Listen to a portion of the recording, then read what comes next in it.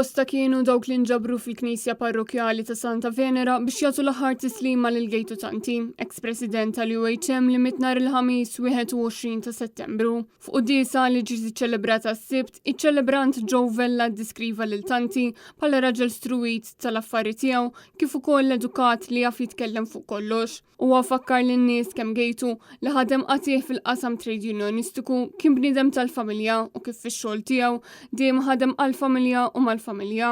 Fost dawk li attendew kien hemm il-kap tal-Partit Nazzjonalista Bernard Grech, bosta kelliema tal-Oppożizzjoni kif ukoll l-eks Prim Ministru kap tal-Partit Nazzjonalista Lorenz Gonzi.